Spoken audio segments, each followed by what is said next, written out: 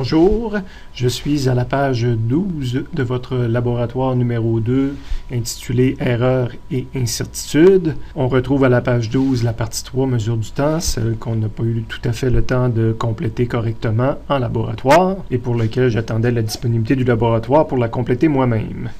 Les manipulations. Mesure de la longueur du pendule. Dans un premier temps, on nous demandait de couper une corde de 30 cm approximatif et faire un anneau aux deux bouts. Mesurer la longueur des mesures suivantes à l'aide de la règle, la distance entre le point d'attache et le bas de la masse, et mesurer également la longueur de la masse. Notez ces valeurs de longueur dans la fiche de résultat à la page 26. On regarde ensemble la photo du montage pour se rappeler là, en quoi il consistait. C'était un pendule qui va avancer, reculer à travers le portillon qu'il y a ici. Quand on disait de le mesurer, on prenait une règle et on mesurait entre ici, en dessous du crochet, l'endroit où ça va pivoter, et jusqu'en bas de la masse complètement. Première mesure, LA, si je me rappelle bien. Et la deuxième mesure, j'ai mesuré entre le début de la hauteur de masse et le bas de la masse comme telle. Donc, c'est ici qu'il y a du poids, c'est cette partie-là qui est pesante. Prenez note que quand je suis retourné au laboratoire, je n'avais pas la même longueur de corde. Fait que là, on va aller à la page 26, rentrer nos données. Je vais vous demander de changer votre chiffre pour des nouveaux chiffres. Là, je m'en excuse, mais la corde s'était modifiée depuis qu'on avait été en laboratoire au début de la semaine. Donc, on s'en va dans notre document à la page 26. Et on va écrire la longueur LA de la corde. Pas de la corde, mais du début du crochet jusqu'en bas complètement. J'écris le chiffre, 356. Évidemment, j'écris quelles sont mes unités. Je l'écris au rouge, et vous aussi, vous l'écrivez au rouge, puisque vous le faites avec moi, que ce soit avec moi physiquement ou avec moi sur vidéo. À toutes les fois qu'on fait des choses avec moi, on les met en rouge. Donc, 356 mm. Et j'ajoute même un symbole à ça pour pouvoir m'y référer, plutôt que d'écrire longueur A là, ailleurs dans mes calculs que j'aurais besoin de faire référence à ça. Quand je vais vouloir y faire référence, je vais appeler ça longueur A, L majuscule, indice A. Et je vous demande d'avoir la même chose que moi à cet endroit-là. Longueur B que j'ai mesurée avec la règle. Donc, je suis arrivé à un chiffre de 43, mais je ne produis pas un chiffre tout seul sans unité. Et je lui donne même un petit nom que je vais pouvoir utiliser ailleurs dans le laboratoire, LB.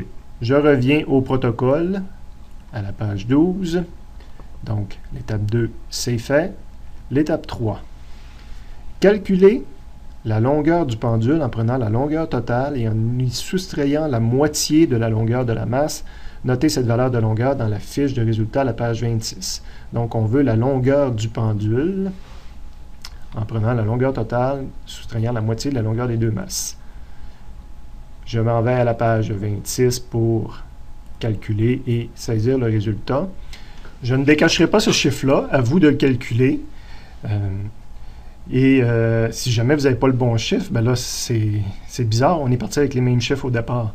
Donc, il faudrait que je sois capable de voir c'était quoi votre erreur. C'est ça un cahier de calcul, c'est de laisser une trace de notre démarche scientifique et de ce qu'on a essayé de saisir sur la calculatrice, parce que bien souvent, c'est au niveau de la calculatrice que les étudiants font des erreurs. Okay? Donc, on va s'entendre déjà sur quelques petites choses, même si je ne décache pas le chiffre. On va appeler ça L, la longueur du pendule. Okay? Et je vais toujours vous demander dans un cahier de calcul de documenter quelle est la formule que vous avez prise pour calculer la longueur de L. Donc, dites-moi, là, c'est quoi votre stratégie ici en utilisant LA puis LB? Écrivez-moi, c'est quoi là, votre stratégie mentale que vous voulez prendre pour calculer la longueur du pendule. Ça, c'est la ligne où on écrit notre formule, si on veut. Évidemment, dans le paragraphe tout à l'heure, on le dit au long. Essayez de traduire ça là, avec les symboles qu'il y a là. Et sur la deuxième ligne, vous mettez des chiffres. Donc ici, là, je ne les décacherai pas non plus, donc ça me donne la réponse tout de suite. Mais j'ai remplacé cette ligne-là, je vois apparaître des chiffres. Les chiffres, exactement comme je les saisirais sur une calculatrice. Donc si jamais vous n'arrivez pas au bon chiffre, quand on va faire la correction, on va regarder c'est quoi que tu as pitonné sur ta calculatrice. Si tu avais la même formule que moi, puis la même séquence de chiffres à pitonner, mais que tu arrives au mauvais chiffre, je vais te dire, amène-moi, viens me montrer comment tu pitonnes sur ta calculatrice, parce que tu fais une erreur, pourtant tu as les bonnes choses au départ. Remarque, en bout de ligne, je vais arriver avec une réponse, et je vais avoir mis la réponse en millimètres, probablement parce que mes données de départ, c'était des millimètres. Mais quand j'arrive pour écrire le chiffre ici, fait que vous voyez, tout est documenté. J'ai mes chiffres en arrière ici, égale la réponse en arrière ici, millimètres. J'arrive ici pour produire le résultat, à l'endroit où il voulait vraiment qu'on reporte le résultat, bien, il nous le demande en mètres. Donc là, il va y avoir un ajustement entre le chiffre qui est ici et le chiffre que j'ai écrit ici. Je suis de retour à la page 12. L'étape 3 est faite. L'étape 4, notez l'incertitude de la mesure de la longueur du pendule dans la fiche de résultat à la page 26. En sachant que si vous prenez plusieurs mesures, chaque incertitude doit être additionnée lors d'une addition ou d'une soustraction. Encore une fois, ici, j'ai un genre de calcul que je vais effectuer. Je m'en vais à la page 26. Donc, on me demande de donner l'incertitude ici sur la mesure. La mesure, c'est le L qu'on est en train de mesurer, la mesure du pendule. Je sais que des fois, on fait des abus de langage un peu, là, mais l'incertitude sur la longueur du pendule, sur ce que je suis en train de mesurer, même si je ne l'ai pas mesuré, que je l'ai calculé. C'est un abus de langage un peu qu'on prend ici. Je veux avoir une incertitude. Je vais mettre un symbole. Je vais dire, je cherche un delta. Le delta sur cette valeur-là. Delta L. Donc, comme ça, en précisant toujours l'incertitude sur quoi qu'on mesure, ben, si jamais on fait une erreur de stratégie, on va pouvoir dire, ah, ben, c'est parce que tu n'avais pas compris ce que je voulais, ce que le client avait besoin. Est égal à combien? C'est ça qu'il va falloir calculer. Je ne vous mets pas le chiffre. Prenez la phrase, interprétez-la. Puis, je dirais même, je vais vous aider un peu à l'interpréter, mais j'écrirais ici que delta L est égal à une formule. Okay? Puis, ce qu'il nous disait dans la phrase, c'est, on va avoir combiné les chiffres qui sont là. Quand on fait des combinaisons de type additionner les chiffres ou les soustraire, on additionne nos incertitudes absolues.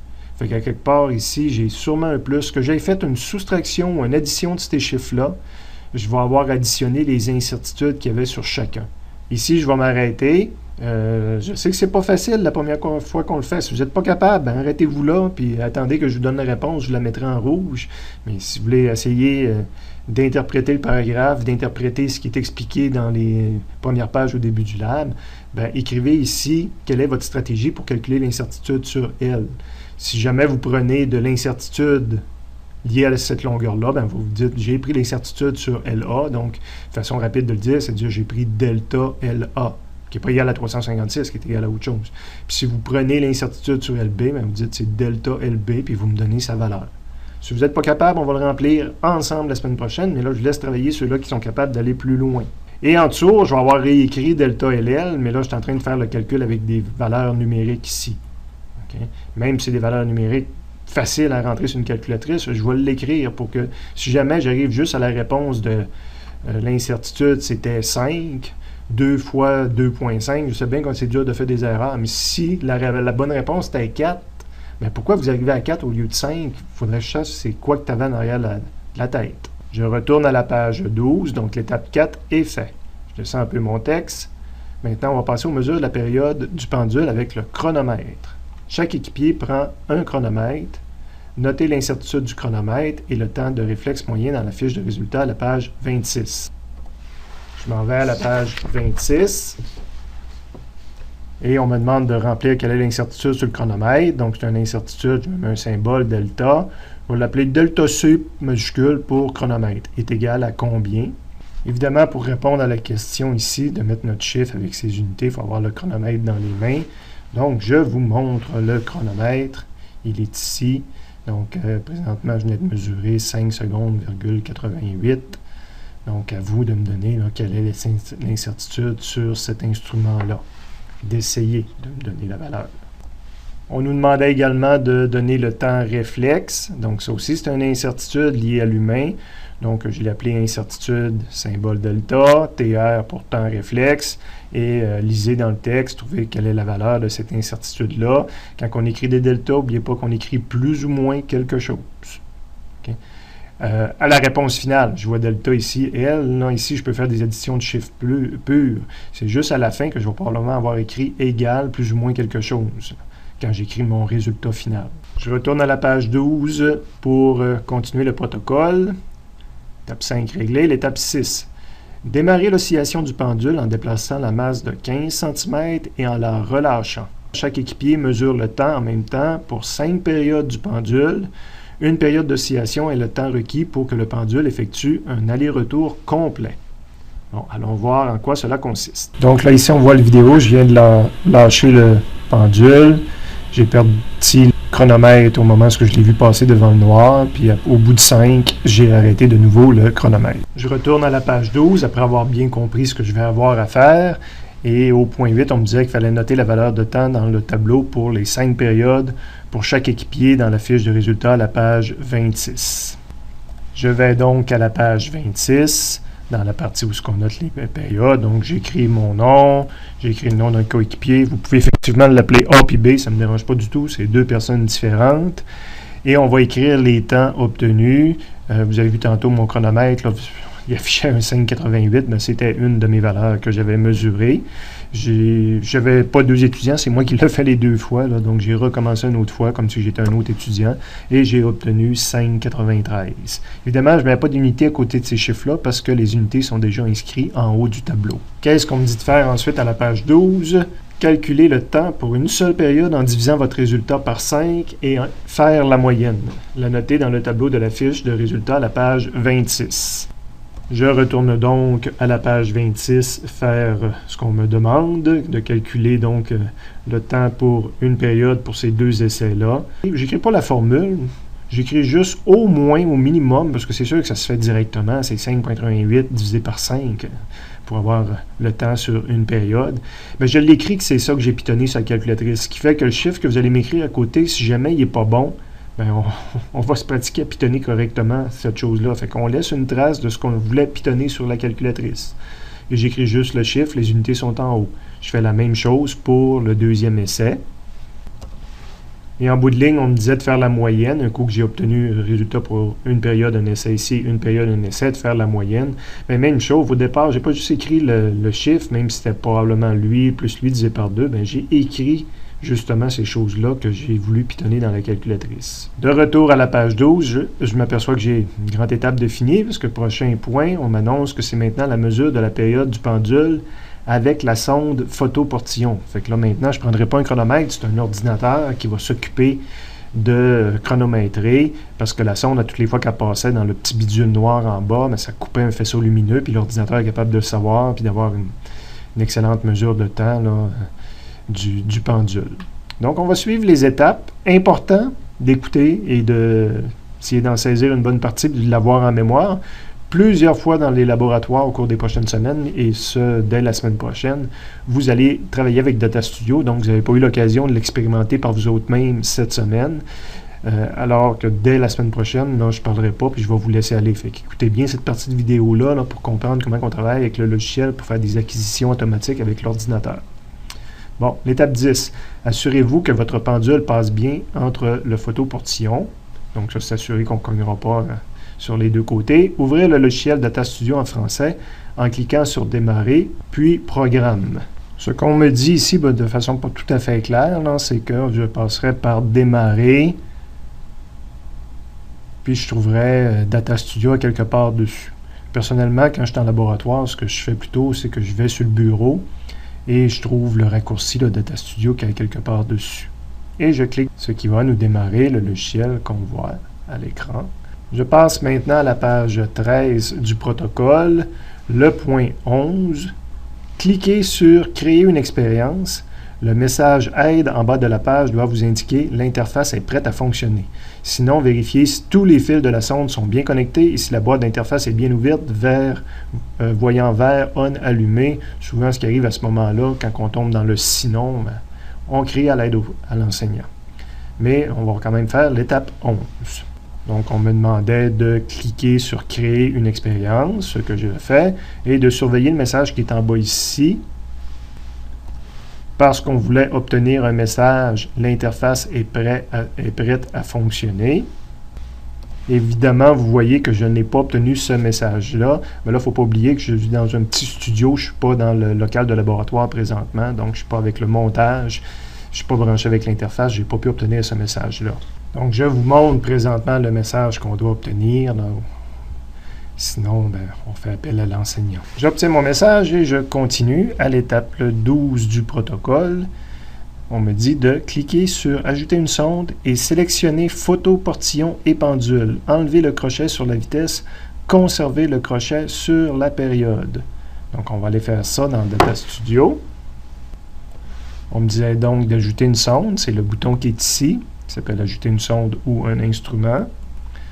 De sélectionner dans la liste qui apparaît le photo, portillon et pendule vers la fin. Je fais OK. On me dit d'enlever le crochet sur vitesse, quand je veux juste obtenir les périodes du mouvement du pendule, et de conserver le crochet sur période, justement. Et voilà, c'est fait. Je retourne au protocole, page 13, faire la prochaine étape, l'étape 13, qui se lit comme suit. Glisser tableau dans, entre parenthèses, dans la partie affichage. Donc, la partie affichage, c'est le menu qui est ici. On me dit glisser tableau. Mais quand on fait un glisser avec la souris, ça veut dire cliquer ici sur tableau et le tenir. On me disait glisser tableau dans l'affichage vers période, entre parenthèses, dans données. Mais données, c'est la partie qui est ici, la partie de fenêtre qui est ici, qui s'appelle données. Fait que je suis parti avec tableau, je le tiens toujours présentement, j'ai le doigt appuyé sur ma souris, je le glisse ici et je lâche. Oui, ça n'a pas marché. Oui, j'ai fait une petite erreur, c'est vrai, je ne glisse pas juste dans données, je recommence, je clique sur tableau, je le tiens, et je m'en vais jusqu'à données. Hein, je me mets vis-à-vis ma donnée de période. Et là, je lâche, et il apparaît un tableau. On me dit, vous pouvez agrandir le tableau en plaçant le curseur dans le bas droit du tableau. Donc, le curseur dans le bas droit, c'est ici, puis on voit que le curseur change, donc il se passe quelque chose, et c'est à ce moment-là que je peux l'agrandir. Je retourne au protocole, page 13. Donc, le point 12, c'est réglé. Le point 13, c'est réglé. Une illustration ici des différentes parties, le tableau, dans données, démarrer. Je continue. Point 14. Pour commencer l'expérience, démarrer l'oscillation du pendule en déplaçant la masse de 15 cm. On l'avait vu dans la vidéo tantôt, je l'avais fait là, avec le chronomètre. On a fait la même chose. Et en la relâchant. Pour supprimer un essai raté, on va le voir tout à l'heure, cliquez sur votre essai et cliquez sur le bouton supprimer du clavier. Donc, j'y reviendrai tantôt. On souhaitait qu'on ne rate pas d'essai. Donc, je pars mon pendule, comme j'ai fait tantôt, et je clique sur le bouton démarrer dans le logiciel d'acquisition. Laissez aller et arrêter l'enregistrement au bout de plus de 50 périodes. À ce moment-là, on peut arrêter le pendule s'il bouge encore. Dans Data Studio, le bouton démarrer qu'on nous parle, c'est le bouton ici, là, qui a le symbole graphique d'un enregistreur, parce qu'on va partir l'enregistrement, l'acquisition de données. Okay? Donc, avant d'appuyer sur ce bouton-là, la phrase me disait d'aller partir le pendule comme j'avais l'habitude. Mon pendule est parti, je viens appuyer sur démarrer ici, puis là, il va se mettre à acquérir des temps et des périodes là, qu'on va voir apparaître ici. Donc, sur la vidéo, on va me voir faire ce que je viens de dire. J'ai lâché le pendule. Regardez, je m'en vais à l'ordinateur. Je vais cliquer sur le démarrer. J'avais déjà un essai de raté. Puis là, on voit que le deuxième essai est en train de se remplir. 3, 4, 5, 6, 7, 8. Je suis de retour dans le protocole. Je vous rappelle qu'on me disait de laisser aller l'enregistrement au bout de plus de 50 périodes, d'arrêter le pendule, d'arrêter l'enregistrement et le pendule là, au bout d'une cinquantaine de secondes. Eh bien, si je retourne dans Data Studio, là, vous voyez ici mon deuxième essai, les temps que j'ai obtenus. On s'aperçoit que la période, avec le montage qu'on avait, c'était à peu près 1,17 secondes. Ça se répète à chaque mouvement du pendule. Évidemment, le temps avance, 1, 2, 3, là, le temps grimpe ici, mais chaque fois, la période, un aller-retour complet, a duré 1,1722 secondes.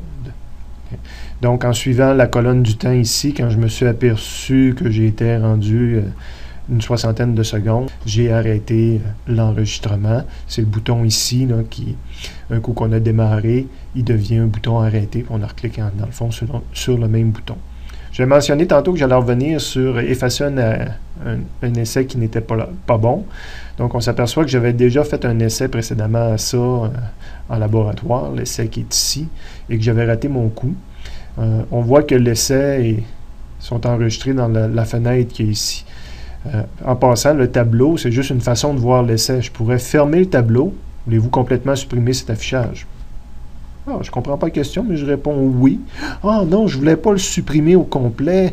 Je le voulais, ce tableau-là. C'est pas grave, c'est juste une façon de voir les données. Les données sont ici. Là. Tu pourrais n'importe quand dire, je prends mes données de l'essai numéro 2 et je les glisse dans un tableau. Et ils apparaissent de nouveau. Vous allez voir, bientôt, on va même faire des choses comme prendre l'essai et dire, je veux un graphique avec. Fait que je pars avec l'essai et je le mets dans un graphique. Donc, même si on a fermé notre façon d'afficher les données ne sont pas perdues. Ils vont être perdus le jour où je vais dire cet essai-là qui contient des données, je pourrais les mettre dans un tableau. Ouais, il y avait quelques données, mais il n'est pas bon cet essai-là. Si je veux effacer l'essai numéro 1, que je sais qu'il contient des données mauvaises, vous allez vous apercevoir avec Data Studio que ce n'est pas un vrai logiciel Windows là, avec les couper, copier, coller qu'on est habitué. Des fois, il faut passer par le menu en haut, édition. C'est là qu'on va avoir des copier, effacer, coller, etc. Mais là, je n'ai pas le couper qui est disponible. Le menu contextuel ne fonctionne pas.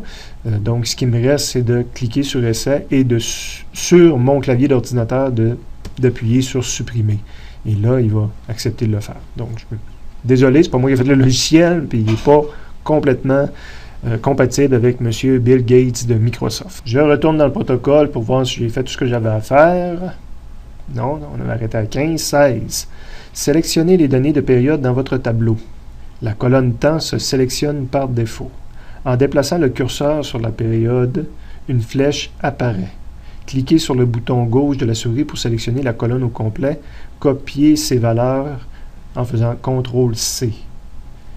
Ouvrir, on va aller tout de suite 17, là, pour aller voir comment on fait tout ça. Ouvrir le logiciel Excel, sélectionner une case et coller les valeurs, CTRL-V. Donc ça, c'est le copier, CTRL-C, puis ça, c'est le coller, CTRL-V. Essayons de faire ça dans Data Studio. Oups, j'ai plus mon tableau, mais comme je vous dis, mes données d'essai sont bonnes, sont là. Je les glisse dans un tableau. Donc, j'ai mon tableau que je peux agrandir, faire un paquet de choses avec. Et là, on veut réussir à sélectionner les données. Fait, vous voyez, je m'en vais dans période, puis je voudrais copier tous ces chiffres-là dans Excel, parce que c'est plus facile de travailler avec le logiciel Excel, qui lui est purement compatible avec Windows. Donc, je vais sélectionner mes périodes, vous voyez en même temps les temps. Fait que là, j'ai cliqué sur la souris, puis je tiens la souris. Je descends. Encore une fois, il est mal fait, il ne continue pas à descendre alors que je sais qu'il y a des valeurs vers la fin. Donc, vous voyez, regardez, mes valeurs de la fin ne sont pas sélectionnées. Donc, ma dernière valeur qui est ici. Bon, vous allez vous apercevoir qu'il est très difficile de faire de la sélection de données pour les copier à l'aide de l'outil tableau. Personnellement, ce n'est pas écrit dans le texte, là, mais ce que je fais, je n'utilise pas un tableau quand je me prépare à copier mes données dans Excel. J'utilise un graphique. Donc, je vais faire mes tableaux. Je vais prendre mon essai et je vais le glisser dans un graphique. Un graphique qui, dans ce cas-ci, ne veut absolument rien dire parce que je varie de 1.17. C'est sûr que le pendule est ralenti, là, ce qu'il ne devrait pas faire, mais il est passé de 1.17 à 1.16. Pendant 60 secondes, là, il a ralenti un petit peu, mais pas beaucoup. Donc, c'est toutes des données valides, même s'il y a un petit ralentissement. Puis ici, la sélection est plus facile à faire parce qu'on encadre les données que je voudrais conserver. Ce qui nous aide des fois à choisir quand un point expérimental n'est pas bon, on s'arrange pour que le point expérimental ne soit pas en jaune avant de l'amener dans Excel et de travailler avec. Okay? Fait que ça, on verra là, dans les autres labs de l'année des différentes façons de faire. Donc, je trouve que c'est beaucoup plus facile de faire de la sélection ici de données. Okay? Et là, je fais mon copier. Ou je fais CTRL-C comme ça a été mentionné, ou je vais dans Édition, puis le CTRL-C ici, le copier ici. Et là, je vais aller dans Excel. On me disait de m'installer n'importe où. Moi, je m'installe au début d'habitude. Et de faire le coller. Donc, il y a différentes façons de faire le coller. Je peux le faire directement ici. J'aurais pu faire CTRL-V aussi. Je vais le faire une autre fois. Je viens de faire CTRL-V. Je vais faire ça ma deuxième fois. Mais plusieurs façons là, de ramener les données. Et là, j'ai mes données. Puis, je suis plus à l'aise avec Excel là, pour travailler mes données. Donc là, je viens de lire par moi-même là, le point 18 du protocole. Je vais vous le faire rapidement à l'écran. De toute façon, on peut toujours arrêter la vidéo, vous autres, pour prendre le temps de voir ce qui s'est passé. Mais on nous demande de faire un tableau sur une page. Donc, on fait un tableau comme on a appris. Je vais tout enligner. Je vais même grossir un peu mes cases, là. Donc, j'ai sélectionné 2 cases, j'ai grossi un petit peu. Habituellement, la partie d'en haut, on avait appris qu'il fallait qu'elle soit en gras. J'en mettrais peut-être sur 2 colonnes. J'écrirais temps ici, puis seconde en dessous, période, puis seconde en dessous. Comme on a appris à le faire là, dans le premier laboratoire, il faut l'encadrer au complet. Donc, j'irais du début à la fin une sélection de toutes mes cases. L'encadrement, on a appris qu'on peut le faire. J'encadre tout. Après ça, je mets seulement un gras alentour. Je mets un gras alentour sur la partie titre. Toutes des choses qu'on a appris à faire là, dans le lab précédent. On me demande de faire rentrer aussi la moyenne. Fait qu'ici, je vais faire la moyenne de tous les chiffres qui est ici. C'est une fonction. On a appris à faire des fonctions. Donc, soit je commence à écrire égal ici ou ici. Et je vais chercher la fonction moyenne. soit que je l'ai déjà à l'écran parce que je l'ai utilisé récemment, ou dans les fonctions statistiques, je vais retrouver encore une fois moyenne. Mais moi, je l'avais utilisé récemment, je vais prendre ma moyenne ici. Ça l'ouvre une fenêtre, donc je peux lui demander de faire la moyenne. Je peux aller vérifier quelle case que, par défaut, lui, il va sélectionner des cases. Donc, je vais aller voir, il a pris B3, B3 à B56, B3 à B56. Ça me semble être les bonnes cases pour faire la moyenne. Donc, j'observe, puis il m'a calculé la moyenne ici. Je peux rajouter, enlever des chiffres là, pour faire une valeur qui aurait l'allure. Puis ça, j'ai écrit à côté que c'est ma moyenne là, qui est égale à ça. Puis on nous demandait aussi l'écart type. Donc, je vais aussi utiliser Enter. Je me mets ici. Je vais aussi utiliser une fonction pour trouver l'écart type.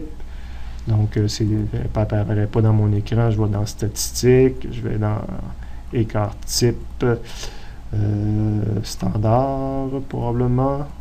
Oui. Donc, évaluer l'écart type d'une population se basant sur un échantillon. On verra c'est quoi la différence, ou vous verrez à l'université la différence entre un échantillon et toute la population, là, mais pour le nombre d'échantillons que j'ai, ça va faire exactement la même chose. Donc, sur quoi que je veux faire l'écart type, il ne l'a pas trouvé par lui-même. Donc là, c'est moi qui vais aller lui dire que je veux le faire à partir de B56 jusqu'à B3. Je regrossis mon écran, puis j'accepte ça. Donc, il va m'avoir calculé l'écart type. Je vais ajouter des zéros éventuellement. Je vais terminer ma mise en page. Puis, je vais rapporter ces valeurs-là dans mon document.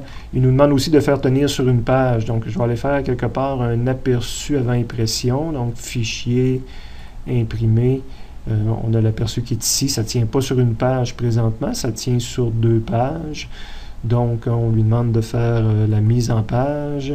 Ici, c'est ajouter une page en largeur, une page en hauteur. Donc, si on fait ça, il va nous le faire tenir sur une page. Ça rapetisse le tableau, évidemment. Dans la mise en page, j'aurais même pu aller lui dire de centrer horizontalement et verticalement. Donc, c'est plus joli à la présentation. Donc, vous jouerez avec ça là, pour faire votre présentation. Mais dans le fond, j'ai besoin des 2 chiffres ici, de moyenne et d'écart type, pour les reporter à la page 26, notre fiche de résultats. Donc, de reporter la valeur ici et ici. Donc, vous essayerez par vous-même.